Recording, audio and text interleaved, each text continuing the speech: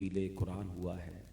और याद रहे कि जहाँ तकमील कुरान हो, कुरान पाक पूरा पढ़ा जाए, वहाँ दुआएं कबूल होती हैं। अब रब्बे करीम से दुआ करते हैं कि रब्बे करीम कुरान पाक के हर हर्फ के बदले, हर आयत के सदके, हर सूरत और हर पारे के सदके हम सब की मग़फ़िरत फरमाए, हमारे गुनाहों को माफ़ फरमाए, हमारे माँ बाप की बख्शिश फरमाए, हमारे मरहूमीन की मग़फ़िरत फरमाए। बिलखुसूस उम्मत मुस्लिमा पर जो मुश्किल वक्त आया हुआ है, मुसलमान खौफ में, तकलीफ़ में मुब्तला हैं। रब्बे करीम से दुआ है कि ए बदर के मैदान में फ़रिश्तों की फ़ौज भेजने वाले मौला, मुसलमानों की गैब से मदद फरमा, इस्लामी सरहदों की हिफाजत फरमा। बिलखुसूस हमारे वतन अज़ीज़ पाकिस्तान के बसने वाले, रहने वाले तमाम मुसलमानों की खैर फरमा और पाकिस्तान की सरहदों की भी हिफाजत फरमा। दुरूद पाक पढ़ने के बेशुमार फ़ज़ाइल व बरक़ात हैं। मेरे आका मदीने वाले मुस्तफ़ा सल्लल्लाहु अलैहि वसल्लम पर दुरूद पढ़ना एक ऐसा अमल है जिसका खुद कुरान मजीद फ़ुरक़ान हमीद हमें हुक्म देता है। कुरान में बहुत सारे अहकाम हैं। चूँकि आज तकमील कुरान की महफ़िल है तो कुछ कुरान ही के बारे में, कुरान ही से कुछ बातें अर्ज़ करता हूँ। वैसे तो कुरान करीम में बहुत सारे अहकाम हैं। नमाज का हुक्म है, ज़कात का हुक्म है, रोज़े का हुक्म है, हज का हुक्म है, मगर कोई भी ऐसा हुक्म नहीं है जिसमें रब ने यह फरमाया हो कि ए ईमान वालों, मैं भी करता हूँ, फरिश्ते भी करते हैं और तुम भी शामिल हो जाओ।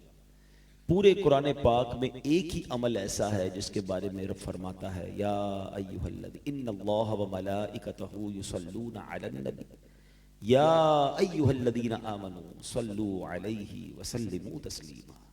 क्या प्यारी आयत है कि बेशक अल्लाह और उसके फरिश्ते उस नबी पर दुरूद भेजते हैं और ए ईमान वालों, तुम भी उन पर खूब दुरूद और सलाम भेजो। अब जरा गौर करें कि अल्लाह फरमाते अल्लाह भी दुरूद भेज रहा है, फरिश्ते भी दुरूद भेज रहे हैं, ईमान वालों तुम भी शामिल हो जाओ। अब यहाँ एक और बात इस कुरानी आयत के जरिए सीखने को मिल रही है कि प्यारे आका अलैहिस्सलातु वस्सलाम को हमारे दुरूद की हाजत नहीं है। जिन पर रब दुरूद भेज रहा हो, जिस पर रब के फरिश्ते दुरूद भेज रहे हो, ये हमें तो गोल्डन चांस दिया गया है कि तुम भी दुरूद पढ़कर अपनी झोलियां भर लो, अपने भाग जगा लो। सुभान अल्लाह। हाँ, ये अलग कैटेगराइज उलमा ने बहुत अच्छे अंदाज में किया कि हमारा दुरूद भेजना, फरिश्तों का दुरूद भेजना और है और रब का दुरूद भेजना और है। इंसान और फरिश्ते अल्लाह की बारगाह में ये दुआ करते हैं। हमारा दुरूद क्या है कि अल्लाह हमारे आका व मौला जनाब रसूलुल्लाह अलैहिस्सलातु वस्सलाम पर अपनी रहमतों की बारिश नाजिल फरमा, उन पर खूब सलामती नाजिल फरमा।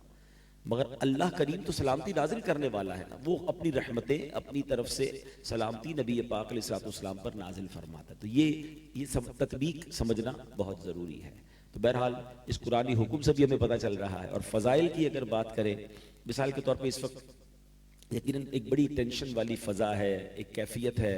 कुछ लोगों के रिलेटिव्स उम्रे पे जा रहे हैं, कुछ जा चुके हैं, कुछ जाने की तैयारी में हैं, कुछ ऑन द वे प्रॉब्लम में हैं, कुछ हमारे रिलेटिव्स खलीजी ममालिक में हैं जहाँ से हमें यकीनन एक खबरें आ रही हैं। तो एक अजब फ़ज़ा है। हमारा वतन भी इस वक्त एक अजीब सिचुएशन में है। तो ऐसे मौके पर सलामती, हिफाजत, रहमत की हम सबको ज़रूरत है। तो हमें ऐसे मौके पर खूब जिक्र इलाही करना चाहिए और खूब दुरूद पाक पढ़ना चाहिए। याद रखिए, अल्लाह का जिक्र ये भी रहमतों के नुज़ूल का सबब।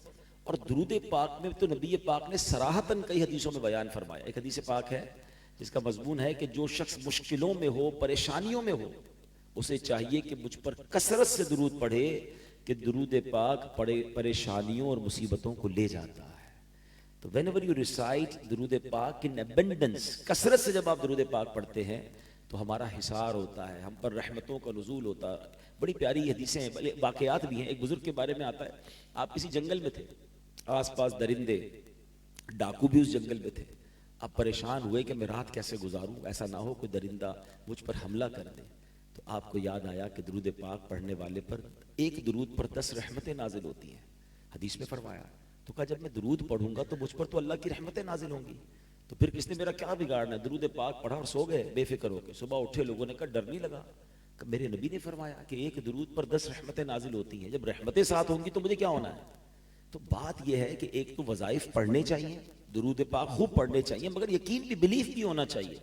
हमारा ये भी एक मसला है कि हम वज़ाइफ पढ़ रहे होते हैं, दुआएं कर रहे होते हैं, मसले हल भी नहीं हो रहे होते। उसकी एक बड़ी वजह यह कि वो वाली बिलीफ भी नहीं है हमारे अंदर। हम कहते हैं चलो पढ़ लेते हैं, पता नहीं होगा नहीं होगा है। उलमा फरमाते हैं जो बंदा ये सोचकर दुआ मांगे ना कि मांग लेता हूं पता नहीं कबूल होगी नहीं होगी, उसकी कबूल नहीं होनी। कबूल होनी उसी की है कि जिसका यकीन हो कि कादिर मुतलक से मांग रहा हूं, मालिक कुल से मांग रहा हूं, वही तो देने वाला है, फिर गैब के खजानों से उसको अता किया जाता है। तो जो भी वज़ाइफ आप पढ़ें, दुआएं करें, उसमें यकीन होना चाहिए। अल्लाह की रहमत पर जिसका भरोसा होता है ना, तो फिर सुभान अल्लाह, वो कहते हैं ना, जरा अगर आज भी हो इब्राहिम सा ईमा पैदा, अगर आज भी हो इब्राहिम सा ईमा पैदा, आग कर सकती है अंदाजे गुलिस्तां पैदा। हमें आज वो यकीन हमारे पास से चला गया, वरना हजरत इब्राहिम का यकीन था, आग बाग बन गई। 313 सहाबा का यकीन था कि अल्लाह के नबी साथ हैं और अल्लाह की रहमत पर भरोसा था, सामने लश्कर बड़ा है, हथियार बड़े हैं, मगर यकीन था। तो फिर फरिश्ते मदद को आए। रब वही है, याद रखिए। हाँ, हम उस कौम के नहीं हैं, मगर अल्लाह वही है। वो रब जो फरिश्ते नाजिल कर सकता है बदर के मैदान में, वो आज भी मुसलमानों की मदद को फरिश्ते नाजिल कर सकता है। जो हजरत इब्राहिम की आग को बाग बना सकता है, वो खालिक के कुल आज भी हमारी गमों की आग को बाग बना सकता है। जो हजरत मूसा और उनके साथियों के लिए दरियाए नील में रास्ते निकाल सकता है, मेरे रब की कुदरत में कभी कोई नहीं हुई, वो आज भी रास्ते निकाल सकता है। मगर वो जो यकीन था, वो जो अल्लाह पर भरोसा था, वही शेक हो गया ना। हमें आज असबाब पर भरोसा हो गया। आज हम समझते हैं जब तक पैसे नहीं होंगे तो मसले हल नहीं होंगे, ताल्लुक नहीं होंगे तो मामला ठीक नहीं होगा, है रिसोर्सेज नहीं होंगी तो निकल नहीं पाएंगे। नहीं, हम मुसलमान हैं, हमारा सबसे पहला भरोसा रब पर होना चाहिए। वो खालिक के असबाब है। अगर पैसों से ही मसाइल हल होते होते, लोग कहते हैं ना यार बुरे वक्तों के लिए पैसे होने चाहिए, बंदा मुश्किल हालात में माल होगा तो बच जाएंगे। मुझे बताएं, अगर पैसों से खुशियां खरीदी जा सकती होती तो आज कोई अमीर गमगीन ना होता। पैसे खर्च करता, गम दूर कर लेता। ऐसा नहीं है। खुशी देनी रब ने है, सुकून देना रब ने है। गरीब लोग बाज़ औक़ात बड़े पुरसुकून होते हैं और अमीर की टेंशन ही खत्म नहीं हो रही होती, क्योंकि एक्चुअली ये सब मिलना रब से है ना। तो आज पहले तो हम बयान के शुरू में ये समझ ले, सीख ले कि हमने अपने मालिक पर भरोसा किस लेवल का करना है। जो हम आज परेशान है ना, हदीस पाक का खुलासा है कि अगर तुम अल्लाह पर भरोसा करो जैसा भरोसा करने का हक है, तो अल्लाह तुम्हें ऐसे रोजी देगा जैसे परिंदों को रोजी देता है। और परिंदों को रोजी कैसे देता है? पहले तो try to imagine how many birds in this world. परिंदे हैं कितने दुनिया में? कभी आपने इसकी कैलकुलेशन की है? मैंने एक तहकीक पढ़ी कि दुनिया में जितने इंसान होते हैं ना, तो इससे 10 गुना जमीन पर मौजूद जानवर होते हैं। जितने भी जानवर हैं, ठीक है, तो हम अगर 8 अरब हैं तो 80 अरब जानवर हैं। फरमाया जितने जानवर होते हैं मल्टीप्लाई बाय 10 उतने परिंदे होते हैं। तो कितने परिंदे हो गए? 800 अरब परिंदे। और ये सब कहाँ रहते हैं? चले एक और लगे हाथों बात भी समझा देता हूं। परिंदे दरख्तों पर रहते हैं। फॉरेस्ट, दरख्त, ये परिंदों की कॉलोनी है। मगर हम करते क्या जा रहे हैं? ये तो यंगस्टर ने तो सुनी भी नहीं होगी। जब मैं छोटा था या 50s में जो लोग यहाँ पर बैठे, उन्होंने बचपन में कराची में कोयल की आवाज भी सुनी होगी, है अपने घर के बाहर किसी खूबसूरत परिंदे को उड़ते हुए या बैठते हुए देखा होगा। हमने बचपन में तितलियां भी देखी और पकड़ी भी थी, ठीक है ना। अब तो नई जनरेशन ने कराची में कुछ देखा ही नहीं। वो चिड़ियाघर जाना पड़ता है, मलेशिया जाके कोई बटरफ्लाई पार्क में सुना है जाके बटरफ्लाइयां देख रहे होते हैं। हम स्कूल में जाके अपने स्कूल में देखते थे। क्यों? ये सब कहाँ गए? हमने दूर किया, हमने दरख्त ही काट दिए। ये दरख्त होंगे तो आएंगे ना, ये सारा इकोसिस्टम है। 800 अरब परिंदों की रिहाइश दरख्त हैं, मगर हम दरख्त ही काटी जा रहे हैं, कॉलोनियां बनाए जा रहे हैं, रोड बनाए जा रहे हैं। ये अलग डिबेट है। टॉपिक मेरा ये नहीं कि एटमॉस्फेयर चेंज में कितना बड़ा जो डिजास्टर की वजह वो यही है कि दरख्त कंटिन्यू कट रहे हैं। दरख्त कटते जाएंगे, मौसम खराब होता जाएगा। ये अल्लाह की अता है। और ये दुनिया, ये जमीन सिर्फ इंसानों की नहीं है, ये परिंदे भी इसी दुनिया में हमारे साथी है ना, पार्टनर्स हैं हमारे।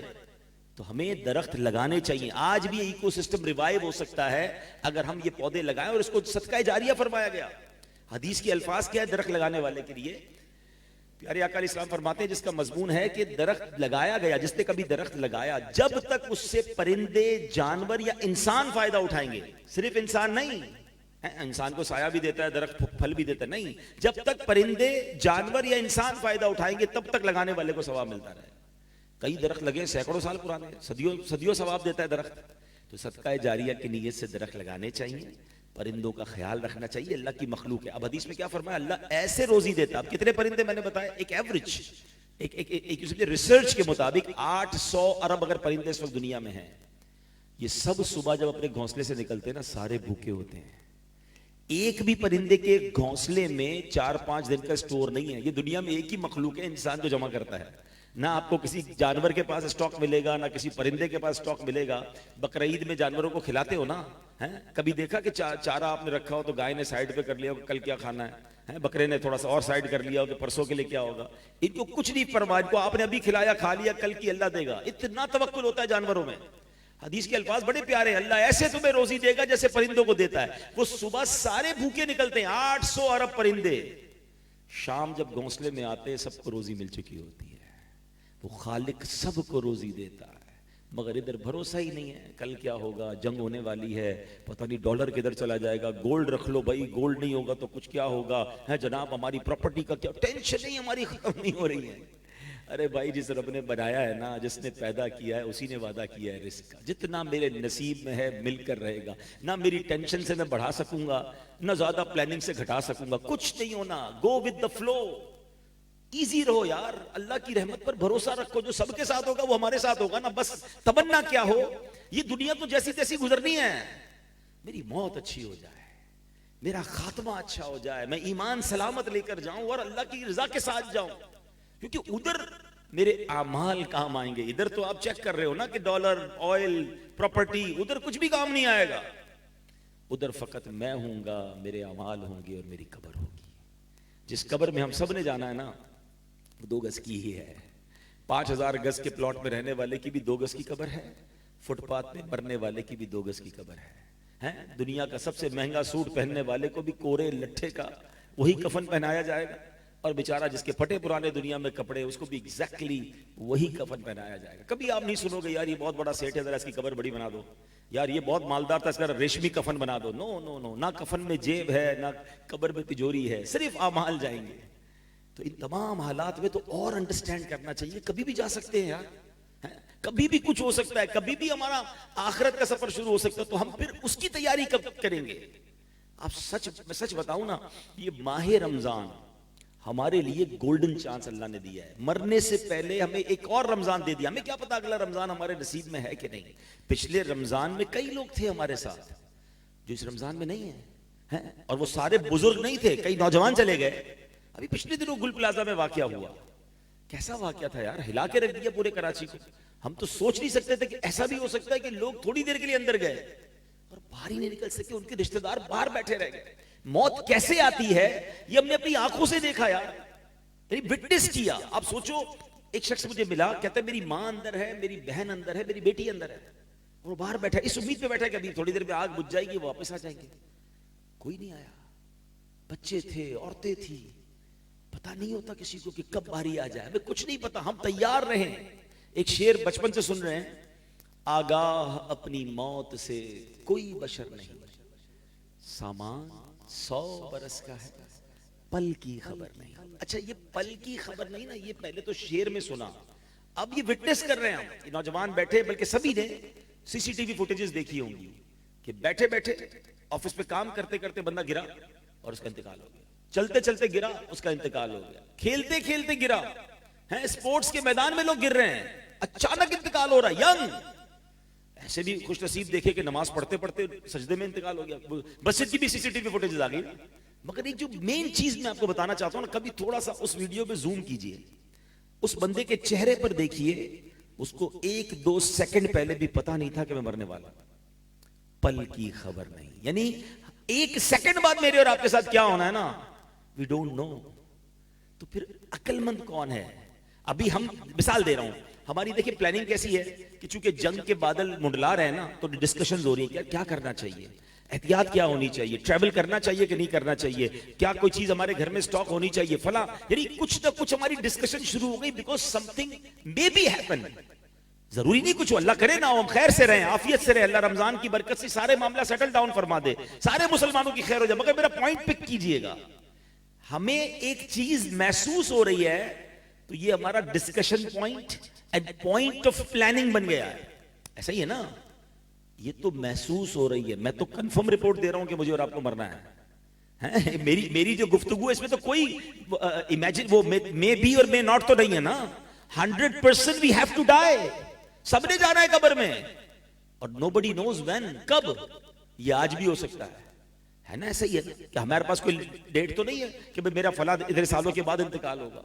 तो जब इतनी रियल सिचुएशन है, इतनी रियलिटी है मौत, तो अक्लमंद वो है कि रोजाना ऐसे जिए कि अगर आज भी मर गया ना तो अल्लाह राजी होगा।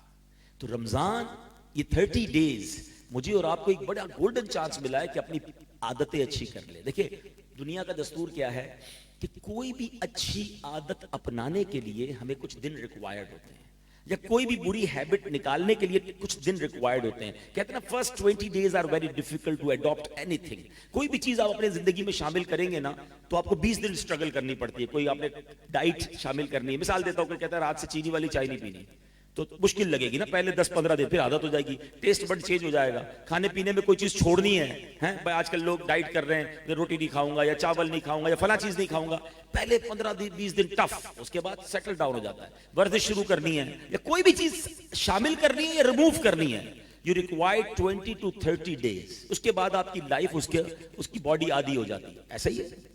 अब अगर इसी तरह रमजान को ले लें कि स्पिरिचुअली अपलिफ्ट करने के लिए अल्लाह ने ये हमें 1 महीना दे दिया है, अच्छी आदतें अडॉप्ट कर लो और बुरी आदतें अपने अंदर से निकाल लो, क्योंकि शैतान बंद है। और रमजान के बाद इस तमाम 30 डेज के बाद जिंदगी बिल्कुल स्मूथ अल्लाह की इबादत में, अल्लाह की रिजा वाले कामों में गुजारो। मगर अनफॉर्चुनेटली हो क्या रहता है, हर साल क्या होता है कि रमजान में वाकई बड़े अच्छे बच्चे बन जाते हैं, नमाजें भी पढ़ रहे हैं, रोजे भी रख रहे हैं। आज देखे ना रात को इस वक्त भी आप बयान सुनने आ गए, वरना आप सबको मैं जमा कर सकूं कभी रमजान के अलावा, है कैसे अच्छे बच्चे बने हुए सारे आ गए। लेकिन ये सिर्फ रमजान में क्यों? क्या रमजान के बाद नमाज नहीं है? अब मैं एक बड़ी अजीब कैफियत में हूं पिछले जुम्मे की नमाज से, अजीब सा ख्याल आया मुझे, और मैं जहां जहां बयान कर रहा हूं तो लोग बाकी कहते सही कह रहे हैं आप सबने इस बार जुम्मा पढ़ा। रमजान में 2 जुम्मे हम पढ़ चुके हैं ना, इन दोनों जुम्मों में मस्जिदों का हाल क्या था? जिस भी मस्जिद में आपने जुम्मा पढ़ा हाउसफुल, मस्जिद के बाहर क्राउड था, ऐसा ही क्या रमजान से पहले जुम्मे में इतना क्राउड था? रमजान जब नहीं आया तो इतना क्राउड होता था? तो नहीं था। इसका मतलब क्या हुआ कि कुछ लोग ऐसे हैं जो रमजान के अलावा जुम्मा भी नहीं पढ़ते। ये अचानक तो नहीं पैदा हो गए ना रमजान में सारे लोग जो जुम्मा पढ़ने मस्जिद में आ गए, रोडे भर गई, जैम फुल हो गया, मस्जिदों में 2-2 जुम्मे करवाने पड़ रहे हैं कुछ जगहों पर, इतनी पब्लिक आ गई है। तो ये पब्लिक आई कहां से? इंपोर्ट थोड़ी हुई है, हमारे मोहल्ले में रहते हैं।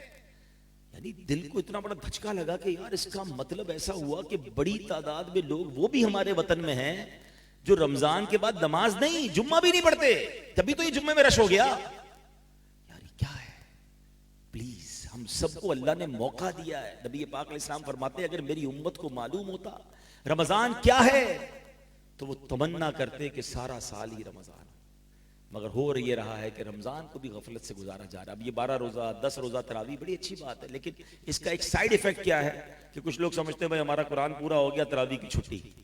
ऐसा नहीं है। तरावी सुन्नत मुअक्कदा है, ये पूरा रमजान पढ़नी है। बल्कि अभी तो जैसे जैसे रमजान जा रहा है ना और कोशिश कर रही है। कोई आपका मिसाल के तौर पे कोई बिजनेस का फेस्टिवल हो और आपको पता है ये 12-15 दिन का फेस्टिवल है, तो 5-6 दिन गुजर जाए तो आप कहते हैं और मेहनत कर लो, ये तो खत्म हो जाएगा 5-7 दिन बाद, जितना कमाना है कमा लो। तो रमजान तो जैसे जैसे गुजरता जाए हमारी स्ट्रगल बढ़ती होनी चाहिए। मगर पहली, दूसरी, तीसरी रमजान में जो मस्जिद में रश था, आहिस्ता आहिस्ता वो खत्म होता जा रहा है, वो कम होता जा रहा है। यानी हम सुस्ती देखें हमारी, इतनी बड़ी अल्लाह ने नेमत दी है। तो आए मेरे प्यारे इस्लामी भाइयों, जो मेरा समझिए कि बेसिक कोर पॉइंट यही है कि रमजान को अपनी जिंदगी को बेहतर बनाने का शानदार मौका समझें, बुरी आदतों को निकालें, अच्छी आदतें अपनाएं। देखिए जो 5 वक्त का पूरा महीना नमाजी बन सकता है, उसके बाद तो पूरा साल, पूरी जिंदगी 5 वक्त का नमाजी रहे ना। ऐसा क्या होता है कि चांद दिखते ही लोग मस्जिद से गायब हो जाते हैं? देखिए ये हम कहते नहीं है, लेकिन अनडेलिबरेटली हम एक मैसेज क्या कन्वे करते हैं कि ऐ शैतान, जब तक तू बंद है हम रहमान के बंदे, हम नमाजी, जैसे ही तू आजाद हुआ हम फिर तेरी बात मानेंगे, हम मस्जिद में नहीं जाएंगे। ये कितना बुरा मैसेज है यार। मगर ऐसा होता नहीं। चांद रात को अगर मगरिब के बाद चांद नजर आ जाए, अभी तरावी का टाइम शुरू ना हो, तो तरावी में तकरीबन मस्जिद खाली हो जाती, क्योंकि अब तो ईशा पढ़ने आना है तो लोग नहीं आते। ऐसा क्यों? क्या रमजान के बाद नमाजी, मस्जिद, कुरान हमारा साथ नहीं होना चाहिए? तो प्लीज आज तकमील कुरान की इस महफिल में एक मुबारक रात की नियत करें, हम अल्लाह से वादा करें, अल्लाह से मदद भी मांगे कि अल्लाह हम तेरे वादा करते हैं कि अब हम नमाजी रहेंगे, हम अपनी आखिरत की तैयारी करने वाले, हम बुराई से बचने वाले रहेंगे। मगर मेरे मौला तू हमारी मदद भी फरमा, हमें इसको कंटिन्यू करने में मदद फरमा। अब मैं बहुत गौर करता हूं, मैंने बहुत गौर किया कि व्हाट इज द रीजन। ये पहली बार नहीं बयान सुना होगा आपने, कई बार हर रमजान में शायद सुनते होंगे, और फिर उसके बाद आप भी तय करते होंगे 27वीं आएगी, अभी तो ताक रातें आएंगी, रो रो के दुआएं भी करेंगे, माफी भी अल्लाह से मांगेंगे, वादे भी करेंगे, मगर रमजान का फिर वही हो जाता है। तो इसके पीछे रीजन क्या है? जब मैंने गौर किया ना तो उसका रीजन जो बड़ा वाजे नजर आता है कि हम इंटेंशन तो बदलते हैं, नीयत तो बदलते हैं, मगर सोहबत नहीं बदलते हैं। हम उन्हीं दोस्तों में रहना चाहते हैं कि जो रमजान के बाद गुनाहों की तरफ जाते हैं, जो नमाज नहीं पढ़ते। तो जब आप उन दोस्तों में रहेंगे तो वो दोस्त आपको नेक नहीं बनने देंगे। वो कहते क्या हो गया भाई, मौलवी बनना है क्या? पढ़ ली ना रमजान में नमाज जितनी पढ़नी थी, अब तो चलो ईद के दिनों में ही वो कुछ करवा देते हैं 3 दिन में, कि जो पूरे महीने में नेकियां कमाई सारी जीरो है। शैतान तो पूरी तैयारी के साथ हमला करता है ना हम पर। तो अगर हमने ये नीयत करनी है कि मुझे एक तो पहले इस बात को रियलाइज करे कि मुझे मरना है और वो कभी भी जा सकता हूं, तो मुझे अल्लाह को नाराज करके नहीं जाना कब्र में। तो मुझे अगर नेक बनना है तो मुझे दोस्त भी अच्छे रखने होंगे, और अच्छे दोस्त और अच्छी गैदरिंग की तो बरकतें कितनी कमाल की हैं। एक बड़ी कमाल की हदीस पाक है कि अल्लाह के हबीब अलैहिस्सलाम फरमाते हैं कि अल्लाह ताला के कुछ फरिश्ते हैं, हदीस का खुलासा है कि जिनका काम ही जमीन में सियाहत करना है, वो जमीन में घूमते रहते हैं, और जहां अल्लाह का जिक्र होता है, अच्छी बातें होती हैं, वहां वो फरिश्ते उस महफिल को अपने परों से ढांप लेते हैं। मेरी अल्लाह की रहमत से बड़ी उम्मीद है कि आज तकमील कुरान की इस महफिल को रब्बे करीम के फरिश्तों ने अपने परों से ढांपा हुआ होगा। जब वो फरिश्ते इस महफिल से फारिग होकर, उस मजलिस से फारिग होकर अल्लाह की बारगाह में जाते हैं, अल्लाह तो सब जानता है मगर अपने कर्म से पूछता है, फरिश्तों बताओ कहां से आ रहे हो? कहते या अल्लाह एक जगह पर तेरे बंदे बैठे तेरा जिक्र कर रहे थे। ऐ फरिश्तों वो क्या मांग रहे थे? बल्कि ऐ फरिश्तों ये बताओ वो मुझे देखा है उन्होंने? तो या अल्लाह तुझे देखा नहीं है। फरिश्तों अगर मुझे देख लेते तो क्या करते? कहा या अल्लाह तुझे देख लेते फिर तो दीवाना वार तेरा जिक्र करते, फिर तो और तुझे याद करते। अल्लाह फरमाते फरिश्तों क्या मांग रहे थे? या अल्लाह जन्नत मांग रहे थे। ऐ फरिश्तों जन्नत देखी उन्होंने? या अल्लाह जन्नत देखी नहीं। अच्छा जन्नत देख लेते तो क्या करते? तो अर्ज करते मौला अगर वो जन्नत देख लेते तो गिड़गिड़ाते, आंसू बहाते और तड़प के तुझसे जन्नत मांगते। ऐ फरिश्तों किस चीज से पनाह मांग रहे थे? अर्ज करते मौला वो जहन्नम से पनाह मांग रहे थे। ऐ मेरे फरिश्तों जहन्नम देखी उन्होंने? अर्ज करते मौला जहन्नम देखी नहीं। ऐ फरिश्तों जहन्नम देख लेते तो क्या करते?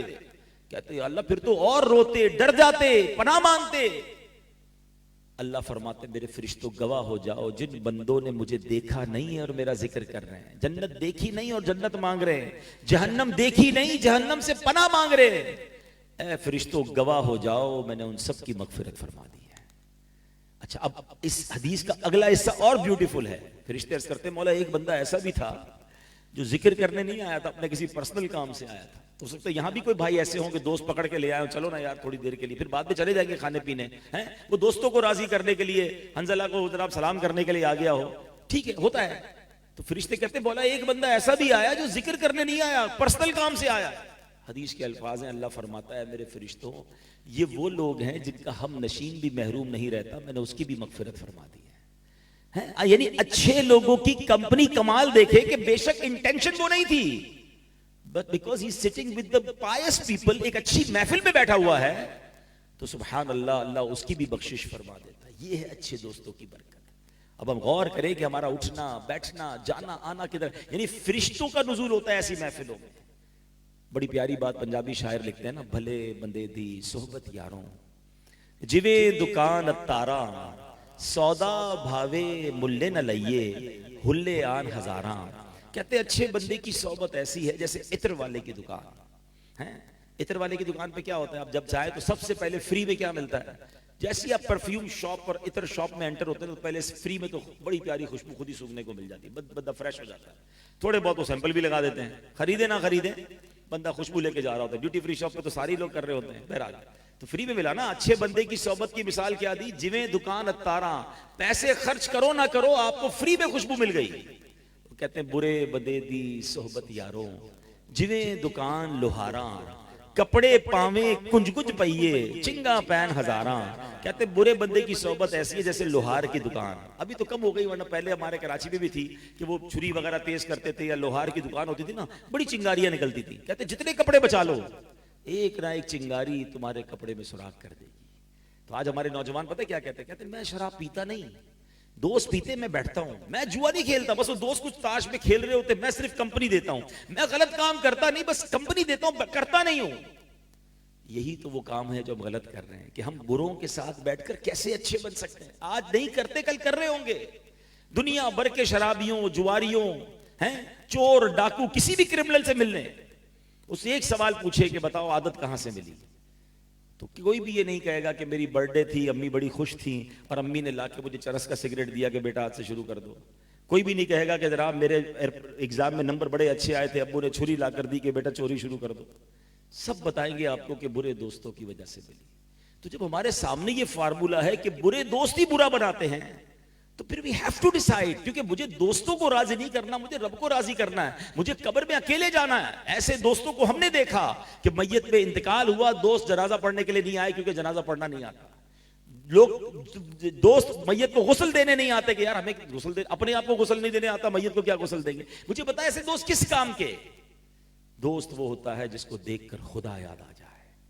काश ये बात अगर रमजान में, मैं आपसे सिर्फ रियलिस्टिकली बात करने हैं, इफ यू वांट, अगर आपने रमजान में ये डिसाइड करना है कि मुझे बदलना है, मुझे अल्लाह को राजी करना है, मैं दुनिया से जाऊं तो मेरा रब राजी, मेरे लिए जन्नत मेरा ठिकाना हो, तो जहां तौबा करनी है वहां साथ साथ हमें अपनी बुरी कंपनीज को चेंज करना है।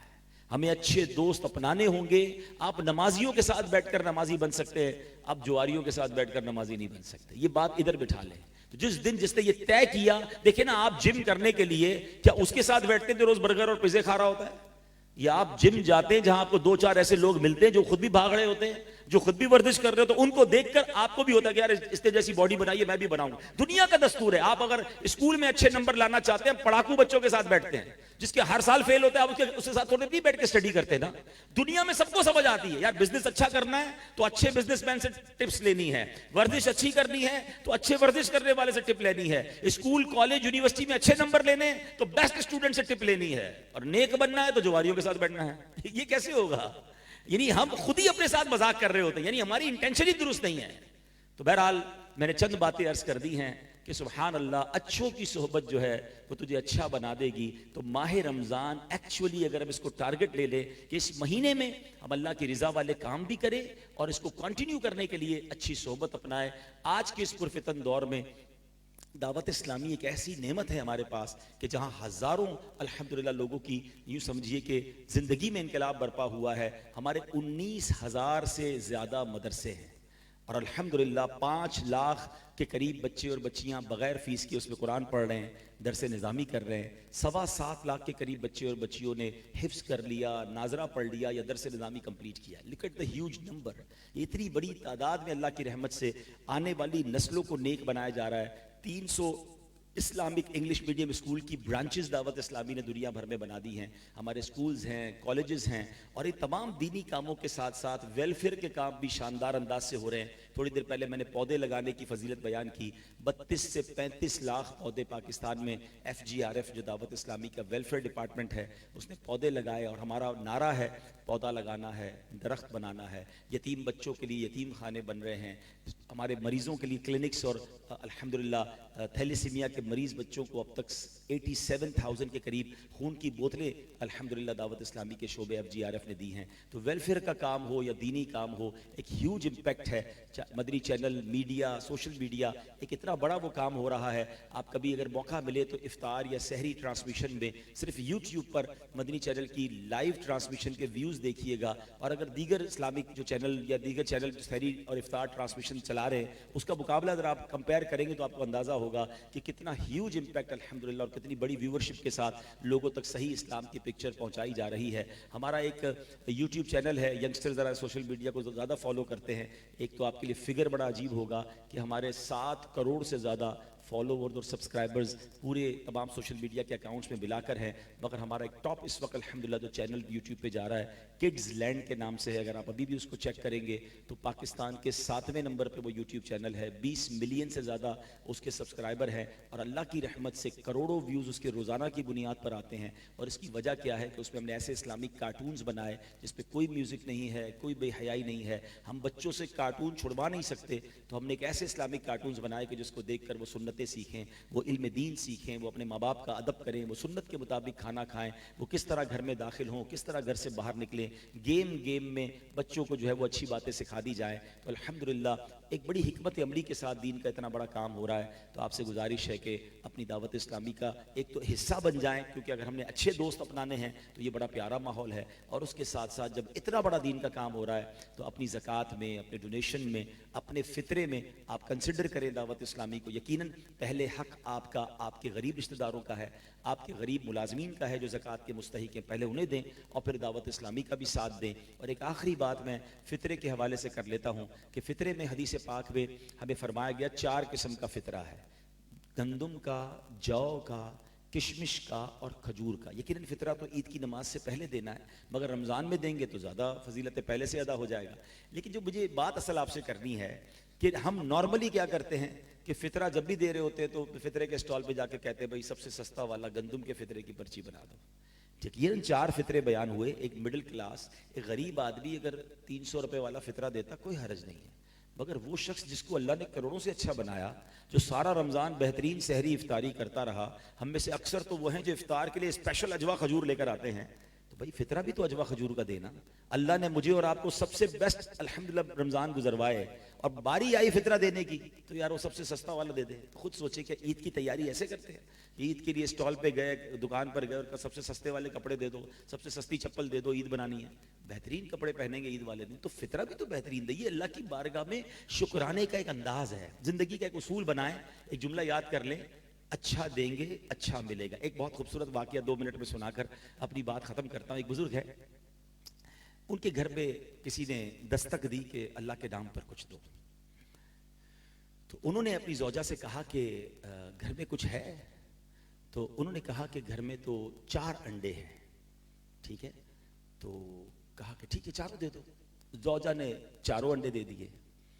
थोड़ी देर हुई तो दरवाजे पे दस्तक हुई कि आपके किसी दोस्त ने आपके लिए कुछ भिजवाया है। तो बड़ा सा टोकरा था। बीवी को पूछा क्या आया है? कहा 30 अंडे आए हैं। कहा 30 अंडे कैसे आए? यकीन देखें हमने तो 4 दिए थे, एक का 10 का वादा है, 30 कैसे आए? कहा हुजूर 10 टूटे हुए हैं, आए तो 40 हैं, 30 साबित हैं, 10 टूटे हुए हैं। कहा सच बताओ जो तुमने 4 दिए थे उसकी क्या कैफियत थी? कहा हुजूर 3 पूरे थे, 1 टूटा हुआ था। अब समझ आया, पूरे दोगे पूरे मिलेंगे, टूटे दोगे टूटे मिलेंगे। हमारा मसला क्या है पता है? हम अल्लाह की राह में कौन सा माल देते हैं? यार कपड़े खराब हो गए, फटने वाले, किसी गरीब को दे दो। खाना बच गया, किसी गरीब को दे दो। है हम तो ये हाल है कि अभी मिसाल के तौर पे मस्जिद में कोई चंदा भी देना, इमाम साहब कहें जरा मस्जिद में तुम चंदा दे, जुम्मे में डब्बा हमारे सामने आता है। अब आज सखावत का जी चाहा कि 100 रुपए देने हैं, अपना वॉलेट निकाला, 200 रुपए के नोट हैं, एक बिल्कुल कड़क वाला, एक पुराना सा फटने जैसा। कौन सा नोट डालते हैं मस्जिद के डब्बे में? पुराना वाला दे दो। क्यों? अल्लाह की राह में देना। अच्छा दोनों की कीमत एक ही है, मगर चूंकि अल्लाह की राह में देना है ना, तो यार ये जो हमारे काम पे नहीं ना, वो दे दो। ये नहीं होना चाहिए। हाँ, 4 पारे की पहली आयत है, लन तनालुल बिर्रा हत्ता तुनफिकू मिम्मा तुहिब्बून। तुम हरगिज़ भलाई को नहीं पहुंचोगे जब तक अपनी प्यारी चीज अल्लाह की राह में ना दो। अल्लाह की राह में बेस्ट दो ना। अच्छा लोग पता है दिल में शैतान क्या ख्याल डालते हैं, मेरा बेस्ट दे दूंगा तो बेस्ट तो एक ही है। अरे वो बेस्ट दिया किसने हमें? वो रब के पास एक थोड़ी है, आपके पास एक है। आप एक तो दें, वो और कितने सारे अता फरमा देगा। हमारा दिल ही नहीं चलता कि यार ये मेरे बेहतरीन कपड़े, बेहतरीन खाना। भाई आप भले 100 लोगों को इफ्तारी ना कराएं, 4 को करवाएं, मगर वो करवाएं जो आप घर में करते हैं, फिर देखिए उसकी बरकत क्या मिलती है। बचा हुआ ना दें। यानी इस कदर माइंडसेट बन गया है कि मिसाल के तौर पे किसी के 3-4 बेटे हो ना, एक बेटा बड़ा कमाल का सबक याद करता है, कहते हैं यार इसको डॉक्टर बनाएंगे। एक हिसाब किताब में तेज है, यार इसको बीए करवा के आगे जाके चार्टर्ड अकाउंटेंट बनाएंगे। दूसरा घर के पुर्जे उर्जे भी ठीक कर लेता है, ये इंजीनियर बनेगा, इसका दिमाग बड़ा अच्छा है। चौथा बच्चा किसी काम का नहीं है, लड़ाई झगड़े बहुत करता है, जबान भी उसकी ठीक नहीं है, या कोई जिस्म में भी नुक्स है, इसको मदरसे में डाल दो। यानी अल्लाह की राह में बच्चा भी वो देना है जो हमारे काम का नहीं है। हालांकि होना क्या चाहिए था, आज हमारा शिकवा भी है कि यार उलमा जो है ना हमारे, वो बेस्ट नहीं है, वो जमाने के तकाजे के मुताबिक गुफ्तगू नहीं कर पाते, उनकी इंटेलेक्चुअल लेवल वो नहीं है। देना अपने घर का बेहतरीन बच्चा कि ये बेस्ट बच्चा है, मैं इसको मुफ्ती बनाऊंगा, मैं इसको आलिम बनाऊंगा, सारी दुनिया में दीन का परचम रोशन करेगा। मगर हाल ये है कि जो मेरे काम का नहीं है वो अल्लाह की राह में देना है। अब इस फार्मूले को हमेशा याद रखना कि आप अपना बेस्ट दें, वो रब्बे करीम देखें आपको कैसे अता फरमाता है। वो गैब के खजारों, कुरान में उसने वादा किया ना, भलाई को पहुंचोगे ही नहीं जब तक अपनी बेहतरीन चीज राह खुदा में ना दें। तो ज़कात हो, सदकात हो, फितरा हो, बेस्ट देने की कोशिश करें, खुश दिली से दें, बोझ ना समझें या अल्लाह ओए होए होए रमजान आ गया 10 लाख ज़कात देनी पड़ेगी। यानी कुछ लोग ज़कात को भी बोझ समझ रहे हैं। अल्लाह के बंदे, अल्लाह ने 4 करोड़ दिए तो 10 लाख बनी है ना। शुक्रिया अदा कर रब का कि मौला इस काबिल बनाया कि ज़कात देने वाला बनाया, लेने वाला नहीं बनाया। बोझ समझकर ज़कात, अब लोगों की ज़कातें करोड़ों में बन गई तो अब लोग टेंशन में आते जा रहे हैं। किस बात का टेंशन है? अरबों दिए तो करोड़ों बन रही है ना। मैं तो एक दुआ करता रहता हूं, आपको अच्छी लगे तो आमीन कर दें कि या अल्लाह मुझे वो माल ना देना जिसकी ज़कात भारी पड़े। आमीन तो जोर से कह दो यार। अच्छा, इस पे भी कोई टेंशन है? वो माल किस काम का यार जिसकी ज़कात भारी है? दुआ ये करो या अल्लाह वो माल दे जिसकी ज़कात में खुश दिली से अदा करूं, ज़कात भी दूं और मौज भी करूं, तब मजा है ज़कात देने का। अल्लाह करे दिल में उतर जाए मेरी बात। अल्लाह करीम हम सबको अमल की तौफीक दे। हमारे अंजला भाई का, उनकी फैमिली का बहुत शुक्रिया, आपने मुझे बुलाया, और आप सबका शुक्रिया, आपने वक्त दिया। अल्लाह करीम जो मैंने अर्ज़ किया हम सबको उसे याद रखने, अमल करने और दूसरों तक पहुँचाने की तौफीक अता फरमाए। अब इंशाअल्लाह दुआ होगी।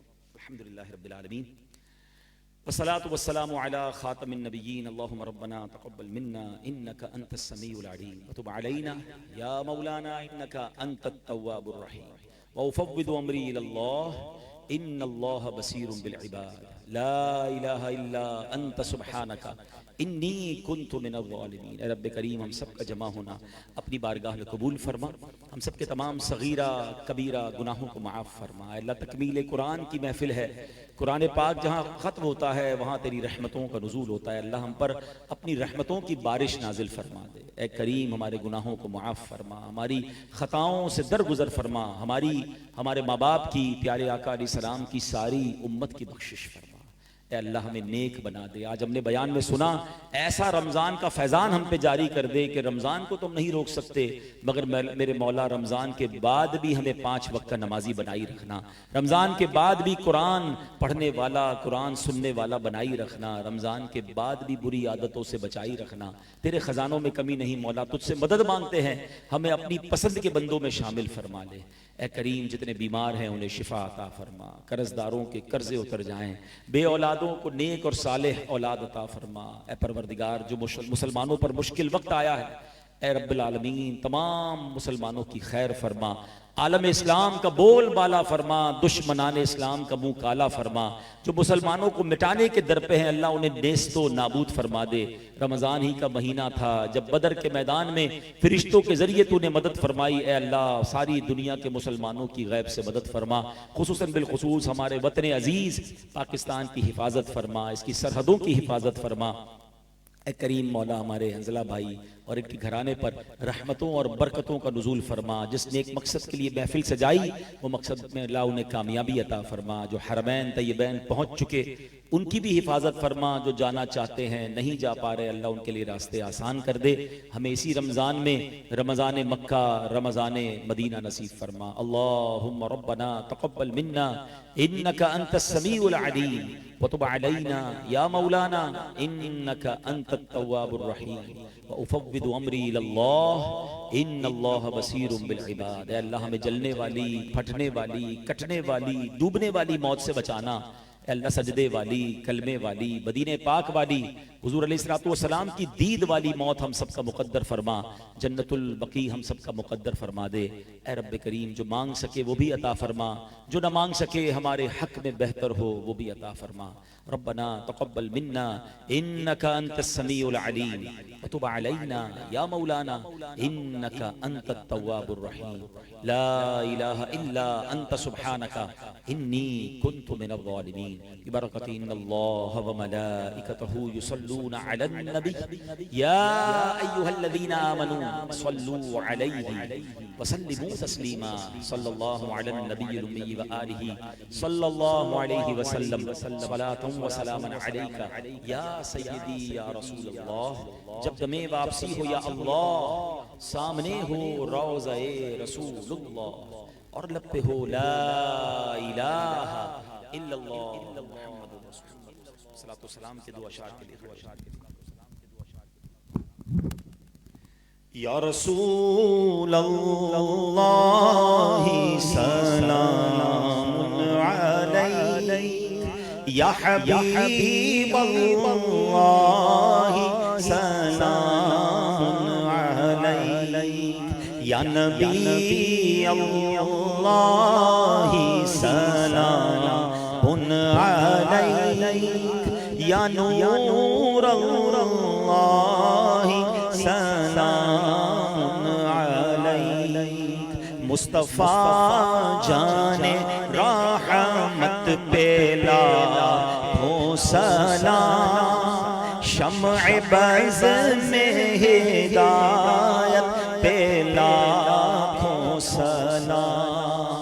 जिस सुहानी घड़ी चमका तैबा का चाँद, उस दिल अफरोज साथ पे लाखों सलाम। या रसूल अल्लाह सलामुन अलैक, या हबीब अल्लाह सलामुन अलैक। सुब्हान रब्बिक रब्बिल इज्जति अम्मा यसिफून व सलामुन अलल मुरसलीन वल्हम्दुलिल्लाहि रब्बिल आलमीन बिहक़्क़ि ला इलाहा इल्लल्लाह मुहम्मदुर रसूलुल्लाह।